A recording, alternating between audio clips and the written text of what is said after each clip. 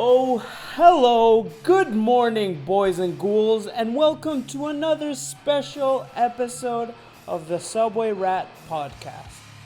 Before I introduce my guest, which is Sal of the mighty Sworn Enemy, my food for thought this week is it's definitely been a tough year for everybody, but before the end of the year, we're going to be graced and blessed with 4 awesome movies. Please, let me elaborate. Ghostbusters Afterlife, Jackass 4 / Jackass Forever, and then Paramount is putting out a new Beavis and Butthead movie. This is the first time we see Beavis and Butthead on the big screen since Do America in the mid-90s. One of the best animation films of all time. And then my personal favorite, which I'm most excited about, which is a full-length workaholics movie. The boys are back. Now, enough of me. I'm so excited about having Sal on from Sworn Enemy. For me, he's definitely one of the more unique hardcore vocalists out there, with that Queens, New York edge to him. Very cool guy. We talk about pizza. We talk about the Suicide Squad. We talk about the Ozfest. We talk about working at a VHS rental store. Please sit back, relax, and enjoy Sal and the Subway Rat Podcast. Good. What's going on, man? How's everything?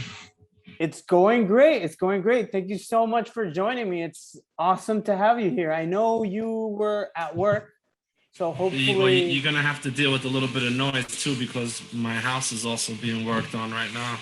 No problem, dude. That's fine. What's going on in your house? Renovation? Yeah, we're getting some stuff done. Okay. And how was work today? Was work fine? Same old? Yeah, same old shit. Okay. So let's get into it. You ready for this? Sure. All right, man. So first of all, congrats, because I think Sworn Enemy is playing your first show since the pandemic in like 2 days, if I'm correct. That is correct. This Saturday. Excited? To say the least, yeah. All right, awesome. It's nice to actually get back out there and, do what you love to do. All right. Have you gotten? Is the whole band based in New York? Pretty much, yeah. Okay. I mean, well, I guess you could say Jeff now lives in New York since he's not in Connecticut anymore. So we're all basically in New York. Okay. 4 of us in Long Island and 1 of us in Staten Island. Okay, awesome. And yeah, because I know you've been gone for a couple of weeks. You told me. I was wondering if you were on vacation or you were just doing rehearsals or something like that. I was on vacation. I went to Florida. All right, nice, dude. Nice. Was that good? Yeah, it was great. Okay. It's nice getaway. Awesome. So, Sal, I'm gonna start you off with my first and favorite question, which I hope you enjoy as much as I do, which is, do you prefer sweet or savory food? Sweet or savory? I mean, I guess, well, if you're going to talk food, I guess it's got to be savory. I mean, sweet would be more like, candy, pastries, fruits. All right. I guess savory. Okay. And do you have a favorite New York savory dish, whether it's something your grandma would make or your mom makes, or like this one spot that like drives you nuts? I'm a big pizza fan. I love pizza. What's the best pizza joint in Long Island?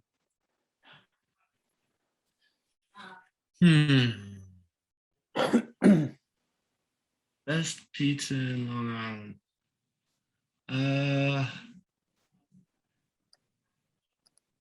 Wow, it's a tough question because I don't really like Long Island pizza that much.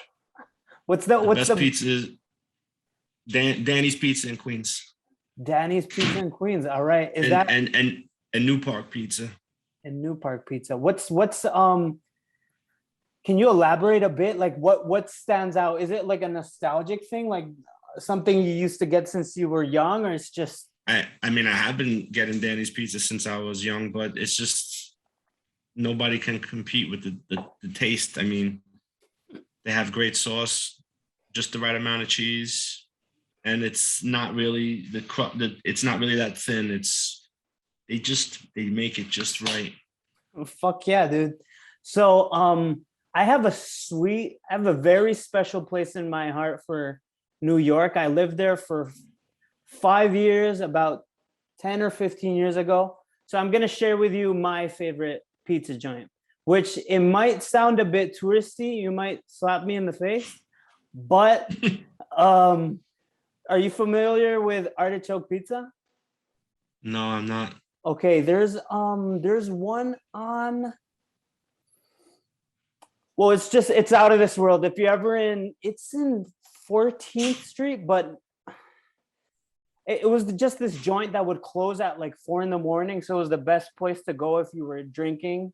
And there was always that makes sense. Yeah. People, you could also say Domino's Pizza is the best at 4 a.m. because it's the only place that's open. Does Domino's close that late? They deliver 24 hours.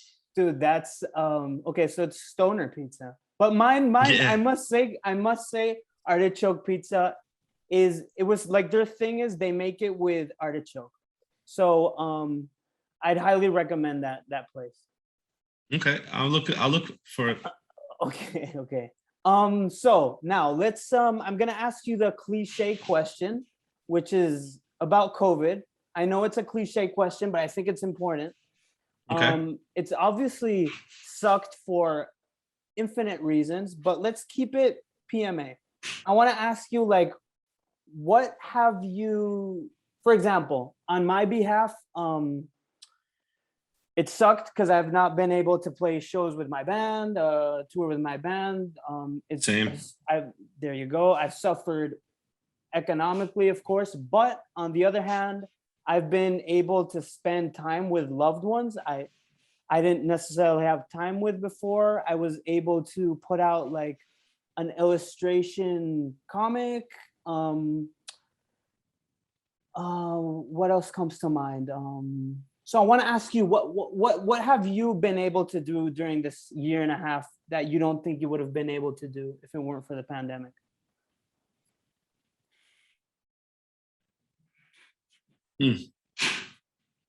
Nothing.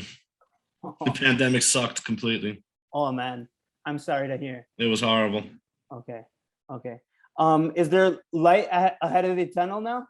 Yeah, of course. Now, I mean, I got my vaccine, so I'm good to go. A lot of places out here in Long Island, you don't have to wear a mask if you're vaccinated. It seems that the rate of people getting COVID now is reduced due to the vaccine. So I know a lot of people are against the vaccine and whatnot, but it is what it is. It's a preference. You either want to do it or you don't want to do it. And either way, I don't care. If people want to do it, more power to them. If people don't want to do it, more power to them. Okay. That's that makes total sense, dude. And I believe you attended the very famous show at Tompkins Square Park where Madball, Murphy's Law was playing. How was that? Mm-hmm. Was that awesome? It was great. That was the first time officially at a show in almost 2 years. There you go. Like I know several people that attended, and it was really it gave a lot of people from New York like hope again, right? It wasn't just a musical thing. So no, definitely. It was more like a coming out again, like I think more people were just excited to get to see friends that they haven't seen in a year and a half. There you go. Have you been to any other shows since then?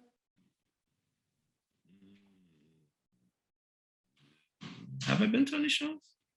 Well, yeah, I went to go see my boys in Brick by Brick. They played in Staten Island. Excellent. Okay. About a month ago, me and my bass player Mike went, and a good friend of ours, Frankie. Okay. Good times? Yeah, it was great. Excellent, dude. Okay, so Sal, I prepared a game for you. It's not exactly a game, but it sounds like fun if you say it's a game. Sworn Enemy was one of like my big introductions into hardcore. I was a big like metal dude, but Sworn Enemy next to Hatebreed were the gate openers for me. So I'm gonna go through a list of every time I've seen Sworn Enemy, and I want you to tell me just like if you could share a story from that tour, or if something comes to mind from that era of the band, because I've been seeing you guys for a long time. So first show where I discovered you guys, where this makes sense because I was a metal kid. I went to Ozfest 2003 in New Jersey. Oh wow, PNC Bank Arts Center. There you go. And wait, I don't know if was it? Yeah, it was New Jersey because there wasn't a New York show, correct? I believe. No, there was two New Jersey shows. Okay. Well, the one I went to, you guys played like really early. I'm talking like 10 a.m., 11 a.m., something like that. We were the first. Yeah, there was. We got lucky in New Jersey because the first night I think we got to play last, right? Because it was a rotating stage. Every day you would go like first. And then the next day you would go second, and the next day you go third. So we got to go last, right before the three headliners. And then the day you seen us, we had to rotate and we had to go on first. So we got lucky in Jersey. We got to play last and first. So, you know, everybody got to see us later in the day. More people obviously show up later in the day than they do earlier in the day. But I got a funny memory from Jersey. So my guitar player at the time, Larry, was a little drunk from the night before. Is this Lorenzo? Sorry. Lorenzo, yes, okay. Lorenzo. So Lorenzo was a little drunk, and when we first got to Ozfest, there was some rules that the stage manager always made sure that everybody knew. You had 2 minutes to load up your gear on the stage, and you had 2 minutes to get it off the stage. So when our set was up, we had 2 minutes to get our shit off the stage. Unfortunately, Larry, being a little drunk, didn't get his stuff off the stage in 2 minutes. So they kindly helped his equipment by throwing it off the stage. Who was this? the guys who run the stage took it and threw it off the stage. And if you know Lorenzo, maybe you don't want to do that with Lorenzo's equipment.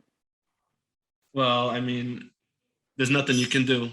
Everybody was told the next band needs to be on at this time. You got to do this, this, and this. It gets run like a well-oiled machine. So if you're drunk, not drunk, you're completely fucked up, whatever, you got to do your job and get your stuff off the stage in 2 minutes. He didn't get it off in 2 minutes, but the stage guys, they got it off in 2 minutes. They got it off in 1 second. There you go. Okay, that's a good one. Well, a lot of stuff comes to mind. First of all, musically blew me out of the water. But if I recall correctly, it was Lorenzo's birthday that day. Yeah. Because he kept being. Well, that's why he was very drunk. But he was really funny about it, at least from the audience perspective. He kept saying between songs like, "It's my fucking birthday. I'm the birthday boy," you know. So he was very cool about that. And he is a character, that's for sure. For sure. And I've heard a lot of stories about Lorenzo's beef with Cradle of Filth during that tour, or with Voivod. Is there any other beef maybe I'm missing out? Something you'd like to share? He never had beef with Cradle of Filth. We actually were good friends with Cradle of Filth. Him and Danny were like good buddies. They used to hang out every day and go off and drink at the Miller tent. Okay, there you go. Well, that's cool you clarified that. Yes. One of my favorite bass players ever is Mike, who used to play with you guys back in that era, correct? Oh, you mean guitar player, Mike? You're talking about the Chinese guy. There you go. Gook. Yeah. Okay. Nobody ever called him Mike. Everybody called him Gook. Okay. And trust me when I tell you, he said to call him Gook. Okay. That was coming from his mouth. Okay. Edit Gook, no Mike. There you go. Yes. When you say Mike, I have no idea who you're talking about. Bass player Mike. Okay. Yeah. So props. Like I have a sweet spot for Sworn Enemy in that era, just because and that lineup, just because that's when I discovered you guys. So thanks for sharing that equipment story. Let's go on to the next time I saw you guys. So for part of my life I lived in New York, and now I'm living in Madrid, Spain. So I saw you guys a lot, like back and forth. And nice. The next time I saw you guys was in 2005 on tour with Madball. Oh wow, yeah, in Europe. Yep, there you go. That was an amazing tour. Yeah, my recollection of that show, it was like a big deal because it was the first. Probably you guys don't recall this, but at that show, like there was skinheads at that show, but like not the good kind, like the racist skinheads. So there was like a lot of beef.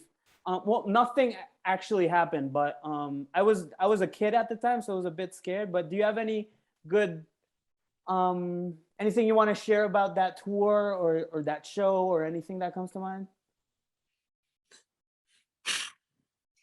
I'll be honest, it was always a good time to get out on the stage and sing songs with Madball. I always like being on the stage with those dudes whenever they would play.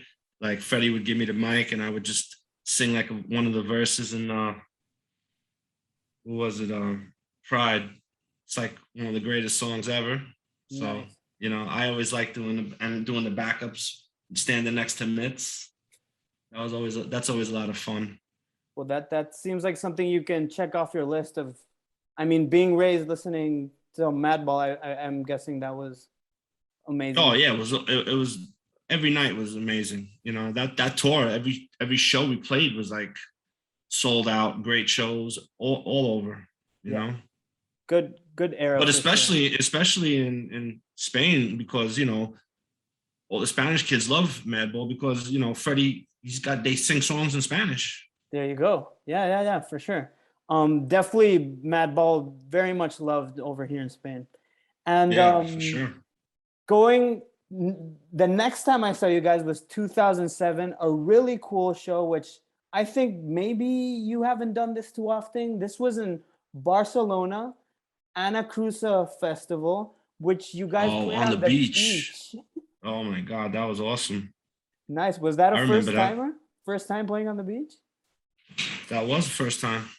Never, and probably to this day still haven't played on a beach. Yeah, that was I've never experienced anything like that. It was that was with Walls of Jericho. There you go, with Walls of Jericho. 2 great shows. Yeah. And it was a free show, so there was so many people. We made so many friends. So overall, good time. It was so packed. I couldn't believe how many people were on the beach that night. It was crazy. That was definitely a special show. Awesome. Yeah. Next show that comes to mind was a year later with, you guys were on tour with Earth Crisis. This was a big deal because I believe this they hadn't played in a while. Firestone Fest. I saw you guys at Gramercy Theater in New York. And Shai Hulud, Terror, awesome. And any good stories from that tour? See, whenever we come play in New York, though, there's never any really good stories because I don't really hang out. I stay with family and friends and shit. Mm-hmm. So okay. You'd have to. I don't have good stories from New York. Okay. Because if anything went on at the club, I wouldn't know. Right. Yeah, that makes sense. You're catching up with all family, friends. Yeah, of course. You know, when you're out on the road for like a month or 2, whatever it was, I forget how long it was exactly, how many days we were out. But you know, when you come home, you hang out with family, friends. For sure. And then when you're back on the road, then you know, then you're back with the guys. There you go. Next show was 2011 in a really beautiful festival that they keep on doing in the north of Spain called Resurrection Festival. Oh yeah. And David puts that on.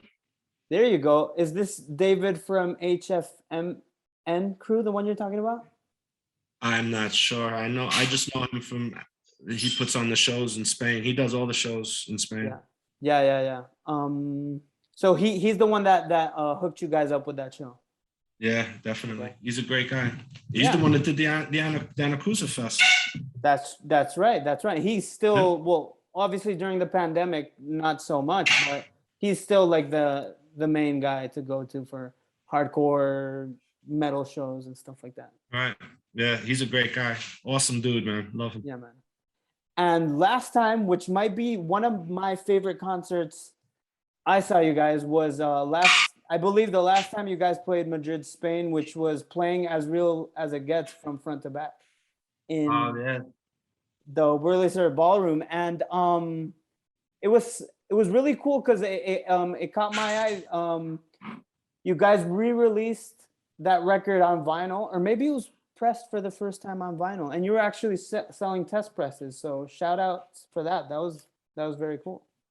Yeah, that was. I never thought that record would ever be out on vinyl, but somebody was crazy enough to put it out on vinyl and pay the money to Warner Brothers for it, and God bless. God bless. All right. So let's keep talking Sworn Enemy. If I recall correctly, I read an interview a long time ago where you stated that Beginning of the End was definitely one of your favorite records. Yes. Is that still true? Still is? Yeah, absolutely. Okay. And I'm guessing I read like it was a lot of fun making it with Lorenzo and Paulie. It was mostly the three of you guys? Yeah. Okay. So rest in peace, Paulie. I know. Do you have any cool Paulie stories you might wanna share? I'm guessing you have so many, but maybe from the Beginning of the End era. Beginning of the End era. I mean, yeah, this is a good story. It's quite funny.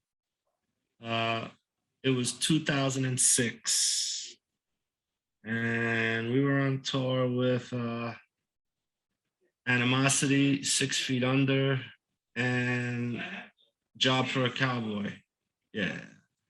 So we were playing a show in Arizona, and you know, being on the road, it's very difficult to always get a shower sometimes. Right. So Paulie decided that he was gonna take a shower that day. So what he did was he went inside this nice restaurant, because it was a strip mall. It was all a bunch of stores, and we were actually playing. The show was at one end of the strip mall, and the restaurant was at the other end of the strip mall. So he went into the restaurant, got breakfast, and he said that there was a nice fountain inside the restaurant. So what he did was grab the towel, grab the soap, and jumped in the fountain and took a bath in the restaurant with people in it. That's awesome. Is that's the kind of guy Paulie was? That's the kind of guy Paulie was. So he just woke up. He's like, I need to take a shower today. I am taking a shower. Well, we used to always tell him, you need to take a shower. You kind of stink. Paulie didn't like to take showers. There was a time when we had to actually force him in the shower. Yeah, okay, so he was one of the more smelly guys in the crew. Yeah, you could say that. Okay, yeah, and especially being a drummer, you're gonna sweat more than the rest of us. Drummers sweat more than anyone, I think. There you go. Well, that was a good story. Thank you. I hadn't heard that. Any chance you no any chance you guys got a picture or anything out of that or no? Nah, he did it by himself. He did it while none of us were around. Oh, okay.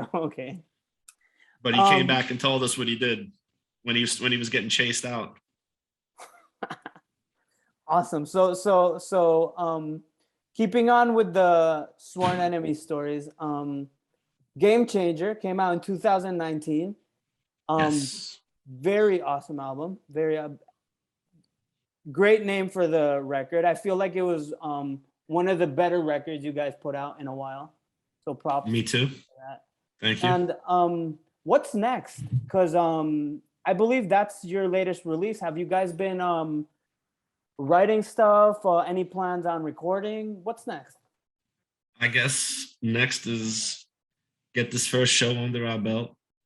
And then, now that we've been actually getting together and practicing more frequently, it's time to start writing some new shit. Maybe throw out a new record, maybe an EP, who knows? We would discussing that too, maybe make an EP, but trying to get some new music out there soon. Okay, cool. Great. And I've heard feedback from you, just hearing interviews with you, with Robb Flynn. Like, it was an overall great experience, right? Just working with Robb Flynn on that record. Oh, 100%. I mean, like, going back and listening to the record, it's like the job that him and Zach did on this it sounds like so professional. It's like when he put Machine Head CD and then we listened to it, and then he put our CD and we listened to it, it was like on the same level, and you think about Machine Head, you get they got money for their recordings. They get good recordings. You know what I'm saying? Like they don't fuck around with their recordings. Their shit is legit. Our shit, and even this came from Zach's mouth. Zach's like, man, your record sounds better than the last Machine record I just did. So that was fun. That was nice to hear. That's great. That's awesome to hear. And it sounds like a fucking bulldozer, that record, dude. Like it's full, it's like full. You hear everything and it sounds perfect. Well, that to me it does, but I'm biased because it's my record, So. That makes sense. So how did this come about? Just because Robb Flynn doesn't really work on producing albums. How did it come about? Well, we're fortunate that our bass player is good friends with one of Robb's good friends. Okay. So our bass player, Mike, he and a good friend of his, Dominic DeLuca, own a store in Melrose, California. It's called Brooklyn Projects. And Dominic has a lot of friends in the music industry. And Robb Flynn happens to be one of his friends.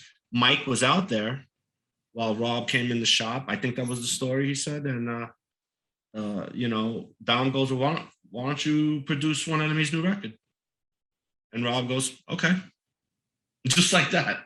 So super easy project. Yeah, I mean, I guess, it's good to have friends who know people. There you go. Okay, awesome. And you were saying, I was looking at continuing on with you were talking about upcoming dates. I see you guys are going. You have Brooklyn, you have Jersey, you have that awesome Shadows Fall show. You have some dates on the West Coast, and anything else on the horizon, concert-wise? We got Europe for next year. Oh shit, I didn't know. What's that? March and April. We got 3 weeks, I think. Has that been announced? I don't think so, not yet. Oh, okay. So you can't blabber on it who it's gonna be with? I mean, I could, but then I'd have to kill you. Okay. So maybe when we stop recording, can you at least let me know if this will be hitting Spain? Give me 1 sec. I'll tell you.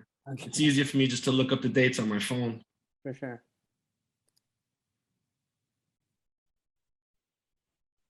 Sorry, bro. No Spain. No Spain.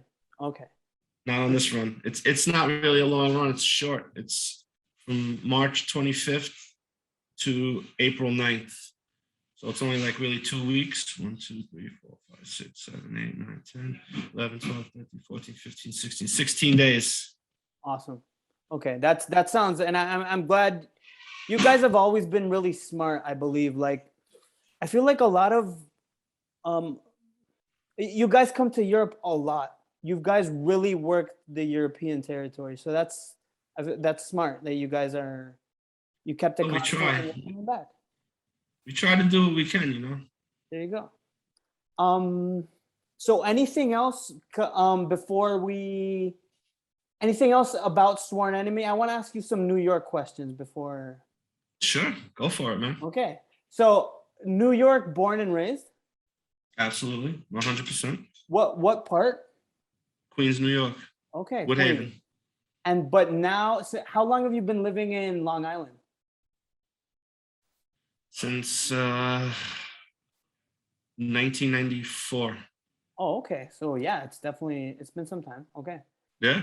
What's your favorite record store? It could have been back in the day. It doesn't have to still be existing anymore. Favorite record store? I'm gonna say back in the day, I used to always go to the city to get my records, and I would always go to Bleecker Bob's. Great. That was always one of my favorite spots. For You sure. could always find great records for cheap prices, because if like I'm a vinyl collector, I love vinyl. I used to always get albums, and when the albums, the sleeve would have like a little cut in it, they would mark down the price. So instead of it being like $9.99, it would be like $5.99 or $6.99 or something like that. And I used to always pick up all, like I got an original Metallica Kill 'Em All on Megaforce.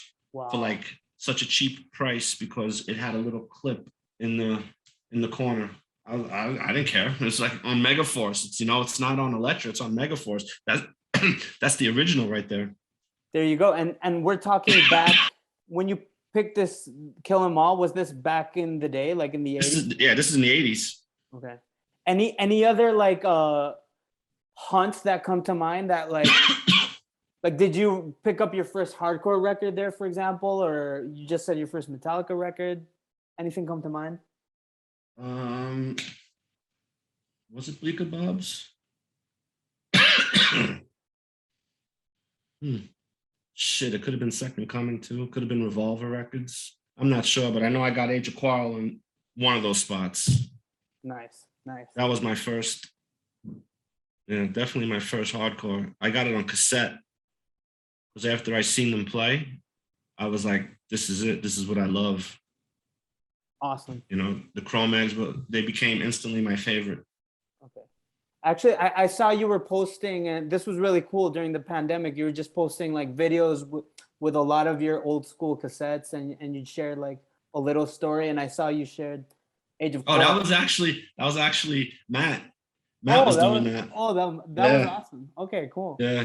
But I told him, make sure you put the Cro-Mags out there. Okay. Awesome. And well, my favorite New York record stores. Have you been to Academy Records? There's more than one. I've never been there. Okay. There's a great one on Bedford Avenue in Brooklyn. And yeah, fucking great. Like they keep on like, my kind of favorite record stores are like the ones you say there's a lot of secondhand markdown stuff, and they keep on bringing like it's very, very sad to hear the Vintage Vinyl shut down. There you go. They closed their doors. That was a great record store too. Yeah.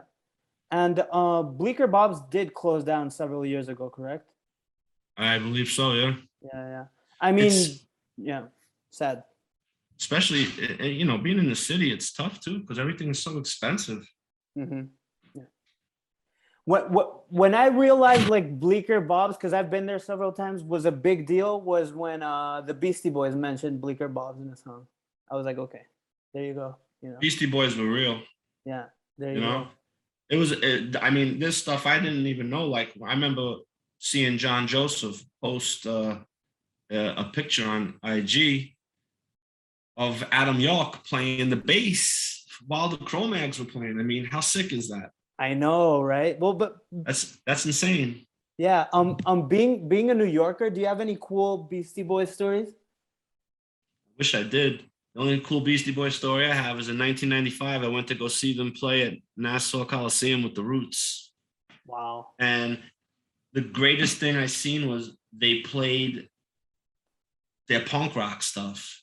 Like, you see MCA grab the bass, you see Mike D grab the guitar, the guitar, and Ad Rock grab a guitar, and it was cool to see them actually play some punk rock. they were playing License to Ill stuff. They were playing Check Your Head stuff. They were playing, Paul's Boutique stuff. And then they went back and played, all the early stuff from the punk rock days. I was like, wow, that's pretty cool. What a show. And with the Roots, that back in 95. Yeah, the Roots were great. Yeah. The Roots were great too. Awesome. Okay, so I want to ask you about your favorite bar. I'm getting the feeling it might be Duff's, or am I incorrect? No, well, my favorite bar was definitely one that's no longer in existence. It's called Cheers. It was in Queens. Okay. It was the local Queens spot where everybody, all our friends who lived in the area would go. You ever hear of a band called Restrained from Queens? I don't. Or Toe Tag. You ever heard of Toe Tag? I have not heard of Toe Tag. Okay, those were good friends of ours. Still are. Okay. Those guys used to come. They actually got Hatebreed to play this bar. Oh shit. Okay. Restrained opened up for Hatebreed at this place called Cheers with 40 people inside. Wow. This was early 90s? This was 97 or 98. I can't remember exactly which year. Okay. Some of those years are a little bit of a blur. Okay. So Cheers in Queens, it's not up and running anymore. Okay. It's not there anymore. Okay. I mean, I'm sure it might be a bar, but it's not Cheers anymore. Right. And you mentioned you were a big record collector. Are you still a big record collector? Not as much as I used to be. Now and then going on tour, sometimes you see people, they have their distros and you pass through and you see a record that you like. I'll pick one up here or there. I always come home with usually one record from tour. Okay. One that I haven't gotten or one that's to me is valuable. So, but not as much as when I was younger. When I was younger, I would always go to after getting paid every weekend, I would just go to the city and go to, like I said, I would go to Second Coming, I would go to Revolver, I'd go to Bleecker Bob's. I used to go to Tower Records, wherever I can find records. Okay, so that was when you got your paycheck, that was your little treat. I'm gonna go pick up a record or two. Fuck yeah. Exactly. Awesome. And were you big into picking up movies or no? Not really. I mean, okay. I actually, when I was how old was I? 18, 19, I worked at a video store. So I used to get all the new releases and bring them home and watch them before anybody even could rent the movie. Oh man. So I didn't really buy them. I just would take them home from the video store and just watch them. That's sick, dude. That was always I'm younger than you, so I wish I had lived an era where I could have worked at a video store for a year or two. Well, here's the greatest thing about that video store. That video store was a Ticketmaster. So I don't know if you know about this, but back in the day, Ticketmaster was how you got your tickets for concerts. And people used to line up outside the video store, a block deep, going a mile down, waiting for tickets when big concerts came available. And because I worked there, guess who got to get the first tickets before anybody else could get their grubby little hands on them? Me. Nice. I got so many great shows, so many concerts I've seen. When Metallica played Nassau Coliseum 3 nights in a row, no opener, just Metallica. 3 nights with Metallica. I sat in the 4th row, off the stage, the 7th row, and the 12th row. Shit! Wow. Yeah, it was great. I had great seats. I seen Slayer at Nassau Coliseum. The Valentine's Day Massacre, 1991. I seen them in the 1st row, right in front of Heinemann. Wow! Right, you got dibs on the greatest tickets. Best seats always. I mean, even when I went to go see Poison play at the Brendan Byrne Arena in New Jersey, which does not exist anymore. I sat in, I don't remember what the seats were, but we were in the 1st row of the 2nd level, which overhung looking right down at the stage. Shit. Great seats. So we got Poison, we got Slayer, we got Metallica. Anything else that comes to mind? Anthrax and Ozzy Osbourne sat in the 8th row. I got me and 6 of my friends tickets for that show. That's so cool. You actually remember the row. You're row 8. I never forget shit like that. Fuck yeah, dude. And that's right. So you could hook up your friends. You'd let your friends know, yo, tickets are going on sale on Wednesday. Yep. You want tickets? All right. That's it. And It was a done deal. and like I'm guessing, but you'd actually have to pay for it, right? You wouldn't get them for free. Right. No, I never got them for free. I had to pay, but Okay. the advantage is I got them before everybody else did. There you go. So you got that, and you got to watch movies before everyone else. That's why that was my dream job, dude. It's a great job. It was a great job. And any because I was asking you about the videos because I have a special place in my heart for I don't know if you're aware of this place, Kim's Video. No. Okay, it used to be in St. Mark's, and then they moved it over. But that for me was like the big video store back in the 2000s. And but yeah, but your story is even greater. So and any movies that come to mind that like blew your mind that you watched before anyone else? Goodfellas. Oh wow. Okay. There you go. Goodfellas. Also, I remember we were in, this is when Gook was in the band. Uh-huh. We would always, whenever we came through Detroit, we would always stay with all the Tattoo Boys and all of his friends. Mm-hmm. And we got to see 8 Mile before it was even out in the movies. Oh, shit. They had, I don't know how they got a copy, but we watched it before anybody even seen it. That's they had a lot of friends and that hooked them up with a lot of shit over there. Excellent, dude. That's fucking cool. So 8 Mile, Goodfellas, nice. Do you recall your first hardcore show back in the day? The first one I went to? Yeah. It wasn't a hardcore show, but it was as the first time I seen the Cro-Mags. Oh, okay. There you go. It was 87, and I seen them open up for Anthrax at the Beacon. Oh, wow. Okay. So you went... Sorry, go ahead. I went to go see Anthrax because I was an Anthrax fan. Wound up seeing the Cro-Mags and became super huge fan. Wow. Okay. So that the Cro-Mags opened the gates to something you were coming from Anthrax, Ozzy, and stuff like that. There you go. Like awesome. When I started getting into metal, it started with like Judas Priest and Iron Maiden. Mm-hmm. Okay. That was the gateway. Right. For me. So Sworn Enemies played like so many shows. I know you guys have played with Slipknot on several occasions. Do you have any, rest in peace, Joey Jordison, do you have any cool Joey Jordison stories you might recall or want to share? I wouldn't personally. I know Lorenzo would because he actually did Tattoo the Earth. He was a tech for Hatebreed on Tattoo the Earth in 2000 when it was with Slayer and Slipknot. Right. So he was actually better friends with the Slipknot guys. Mm-hmm.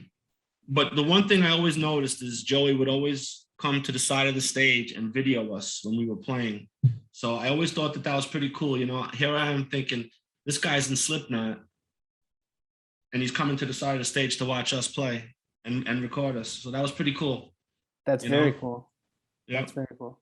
I got to meet him on 2 occasions. He was very, very, very cool, very down to earth. He wasn't like, he actually wanted to chat, you know, like I approached him as a fanboy, but he took his time. It was like 10 minutes. He would ask me questions. You know, he was definitely glad to like shoot the shit for a bit. Yeah. Great guy. You know who was the greatest? You know who was the greatest in that band? Paul. Oh, really? Okay. And any cool Paul stories? Paul used to let us stay at his house even when he was on tour. Wow. Who does that? The guy lived, you know, you'd walk into his garage, he'd have beautiful cars. He lived in a mansion. His house was amazing. You would see all his records he had on the wall, like platinum records and shit. And he was just like, he came to see us play at, it was called Harry Mary's in Iowa. He came to see us play and he's like, all right, guys, we're gonna after the show. He tells us we're gonna go to the supermarket. We're gonna get breakfast for tomorrow because we were all staying over his house. So he goes, this is how cool of a guy Paul is. He goes, we all go to the supermarket. He's like, everybody take a cart, fill it up with everything you want, and don't worry about it. So we're all like bacon, eggs, toast, juice, all this shit, just piling in carts. We get to the register to go pay for the stuff, right? Crazy as shit. So the kid at the register, it was like, you could tell he was like nervous and shit. Uh-huh. He just blurts out, excuse me, sir, are you Paul from Slipknot? Just like that, right? And he goes, yeah. He goes, I know it. I'm such a huge fan. I love you guys. You guys are amazing. Paul goes to the kid, give me your phone. He takes the kid's phone. He puts his number in the kid's phone. He says, I'm going to put you +3 on the guest list for the show we got coming up in Iowa. Wow. I mean, who does that? Wow. Yeah, exactly. Who does that? Shit, dude. Who does that? People don't do that, especially when you're a rock star. What? That's how cool he was. That's very cool. Lorenzo used to call him and be like, yo, we're coming through Iowa. You're gonna come hang out. He's like, I can't, I'm on tour, but Binks is at the house. Don't worry, just go ring the doorbell. You guys are good. You stay at my crib for the night. He's not even he's on tour. He used to let us. I can't tell you, we stayed at his house more times without him than with him. So trusting, right? So just like great such dude. A big heart. Just please stay at my house. Make sure you get good food, shower. Great dude. Like I said, for me, he was the best. Filling up carts with food, that's goes unheard. I've never heard of someone being so. Me neither. Wow. Okay. But he had a big heart. Definitely. And Harry Mary's, that's like the go-to place to play shows, right? At Iowa. It wasn't back then, I think. I don't really know anymore. I can't tell you the last time we've played Iowa. And how did you guys establish that relationship with Paul or Slipknot? Just Lorenzo being on Tattoo the Earth with Tekken for Hatebreed. Okay. That's I've heard a lot of nice Paul stories, but you just shared one of the greatest, if not the greatest. Yeah, that's awesome. He was a good dude, man, real good dude. He always used to rock Sworn Enemy hoodies in all his interviews. So cool. Yep, for real. Dude, talking about Lorenzo, I'm guessing you're still good friends with him. You guys still keep in contact? Okay. Of course. Such a cool guy. That's awesome. What he's doing with his acting career, I'm guessing you've seen several of his roles. Is there like a specific proud moment where you've seen him in something and you're like, my boy, this was great. Just seeing him in a program with Drea Di Matteo is insane. I mean, she was in Sopranos. Wow. And he's on a program with her, like, good for him, more power to him. And I wish him the best in everything he does. And he knows that. Yeah. And every time I hear an interview with him, you can tell, even though he's been out of the band for some time, he's super proud about everything he did with Sworn Enemy. He's always mentioning Sworn Enemy. Super cool. Have you seen Paradise City already? Yeah, I watched it. Okay. Was that good with him? Yes, it was. Okay. It was quite funny. Okay. Cool. Some of the things are a little backwards, though. Maybe he was the prima donna. Really? Okay. I haven't seen it yet. Looking forward to seeing it. I think you should watch it. It's funny. It's good. Okay, great. Well, he's funny in it. The guy always makes me laugh. Okay, great. And Sal, before I ask you my last question, sure. Is there anything else you want to mention? Whether it's anything, whether it's Sworn Enemy, Lorenzo stuff, or upcoming stuff?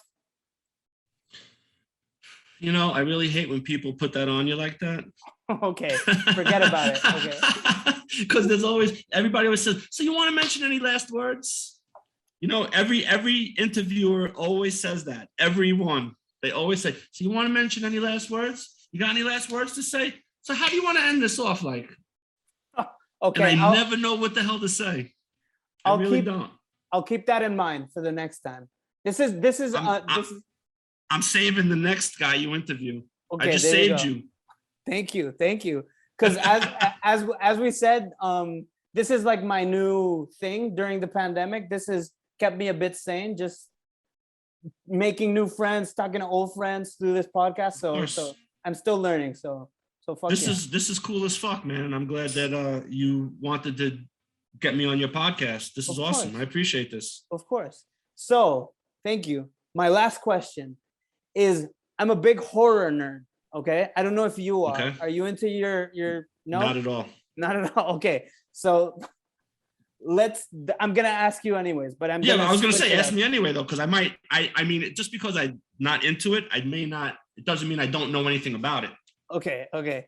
So I'm always looking for recommendations. So is there any cool, let's switch it up. Is there any cool movies you've seen lately? Usually I'd ask horror movies, but I want to know if there's anything you've seen in the past year or two. It doesn't have to be new. It can be an old. Do you know who was? You know what I just watched the other night that was funny as hell? What'd you watch?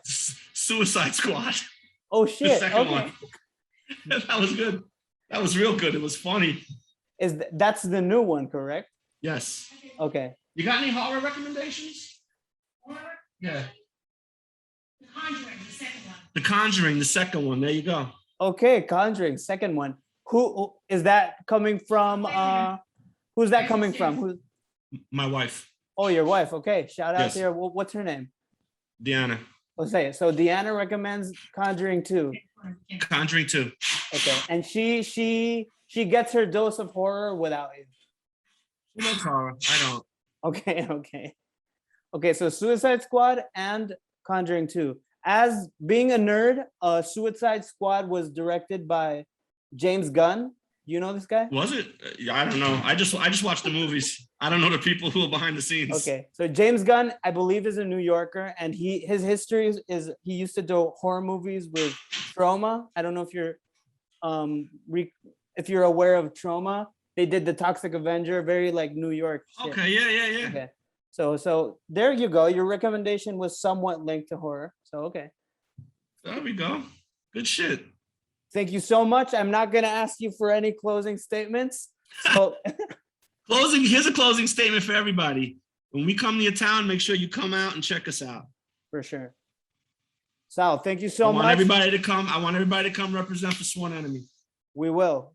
Thank you so much for your time. I'll make sure I send this over. It'll be up and running this week. Okay? Oh, that's awesome, bro. I appreciate it, man. Thank you.